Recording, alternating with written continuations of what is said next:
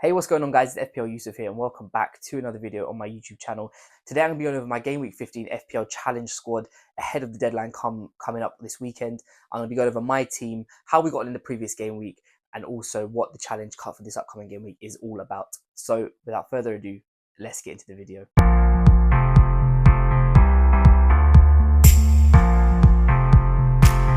Okay, welcome back, guys. Thank you so much for being here with me today on my YouTube channel for another video. Before we get into this one, if you wouldn't mind dropping a thumbs up and subscribing down below, that would be greatly appreciated.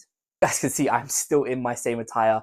If you guys watched my transfer targets video yesterday, you'll know that the previous one I actually did record, the recording didn't pick up. It's unfortunately the same for the FPL challenge video, so I've had to re-record this video again for the second time. So yeah, if you guys wouldn't mind dropping a thumbs up on this video, it really would be greatly appreciated. So my Game Week 14 team, this is it on screen right now. We've actually had a very good game week, despite being very unfortunate in a couple of scenarios. So firstly, I said it last week, the key to this week I felt like was getting the captaincy right, and we did. We had Mo Salah as captain. He obviously got himself a brace and an assist, big points for us. So very, very happy with that. Overall, the team, not the greatest other than that. I think the bulk of the points were from Mo Salah. We're on 54 points currently. Obviously, I've got the little asterisk next to the points because I still have two players to play at the time of recording tonight, which is João Pedro and Mitoma. Very unlucky with a few of them, though, actually. Sanchez didn't play for Chelsea. He did, obviously they didn't keep a clean sheet, but it would have been 2 more points extra. Jackson didn't play in a game where they scored 5, and I can only imagine that Jackson probably would have got 1, maybe a bit more. So yeah, a little bit disappointed with them two, actually, because it could have been, it's almost like what could have been, but overall we'll take it. You know, it's a green arrow. We're currently up inside the top 30k at 29,500, so just inside that top 30k. But like I said, we've got 2 players to play tonight, so hopefully it will push us up a little bit more closer towards that 25k, 20k mark. Fingers crossed João Pedro and Mitoma can get some points for us tonight and really just give us that little boost that we need. Right, so Game Week 15 is all about big money players, and anyone who is 9 million or over is going to get double points for any points that they accumulate. Now, as you can see, you have 100 million to spend, and this team here is stacked. It's crazy what team you can put together without having a subs bench. And I never realized that until picking this challenge. So let's start in goal. We've gone for Bart Verbruggen in goal. They are playing Leicester away. I think Leicester are quite good at home, and they do tend to score goals. I just felt, for me, obviously there's no real value in keepers because there's no one over 9 million, so no one's getting double points. So I just kind of wanted to go for a cheap keeper who had a good fixture. I do expect Leicester to score. I think Leicester are quite free scoring when they're at home. I do expect it to be quite a good game between Brighton and Leicester. So yeah, Verbruggen's in there solely just for the price. But yeah, like I said, there is always a possibility because he is playing against one of the sides who are probably going to be competing for relegation. So yeah, fingers crossed he can get a clean sheet this week.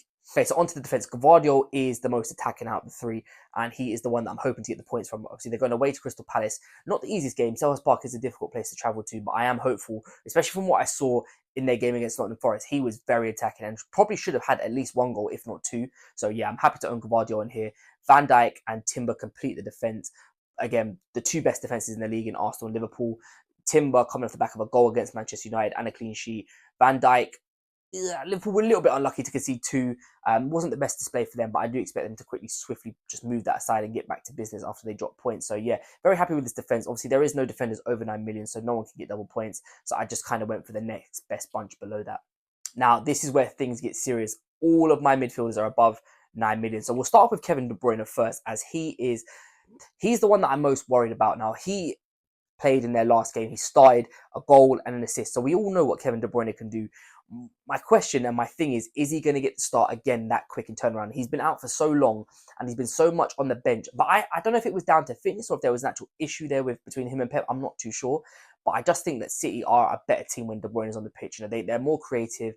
He offers goal threat. He offers massive assist threat as well. So yeah, De Bruyne for me, I'm going to take a little bit of a punt on this one, a little bit of a gamble. I don't know if I'd recommend him to you guys buy him, but just for me, it was almost like a little bit of a roll of the dice on this one. So yeah, we're going to go for Kevin De Bruyne.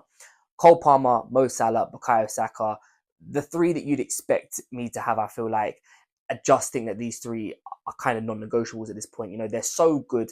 All 3 of them, they're all talismans for their club. They're all on penalties. They're all on some set pieces. So yeah, there's so much upside with all 3 of them. I think the biggest choice this week is about captaincy, and we're going to get onto that at the end of the video. But yeah, I'm not going to go too much into the rest of the midfielders because they all kind of speak for themselves, really. So up front, Erling Haaland is making a return back to one of my FPL's teams. It's been a few weeks without him. Hasn't really done much. Did pick up an assist against Forest. Probably should have had a goal, maybe. You know, City were very good in that game. But obviously the captaincy choice this week is between him, Salah, and the man next to him, currently Ollie Watkins as well. Now, I know that sounds like a crazy shout. I know it is Southampton at Villa Park. Now, I know Ollie Watkins has missed a few chances over the last few weeks, and Villa haven't been great. However, the way they played against Brentford in that first half, putting 3 past them, obviously Watkins being a part of that, really does make me believe that there is a possibility that he could do well in this. I think with the man on form, obviously at the moment, it is Mo Salah, and that's the guy I think most people probably will target against Everton, Merseyside derby. The only problem with that is it's the early kickoff, and I really despise captain plays in the early kickoff.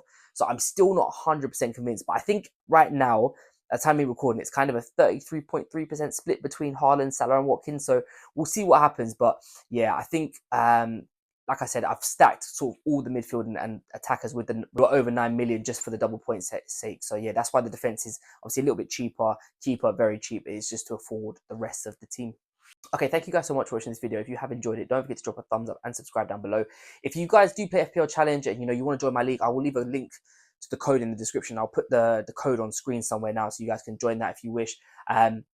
Thank you guys so much for all the support you guys have shown me over the last sort of few videos. Again, apologies for my voice. I know it sounds a little bit croaky. I'm hoping, fingers crossed, I can get some good rest this weekend, and we'll be back for next week. Back to my normal voice and my normal energy. But hopefully it hasn't come through too much in this video. But thank you guys so much for watching this one. If you have enjoyed it, don't forget to drop a thumbs up and subscribe down below. And I'll catch you guys next time.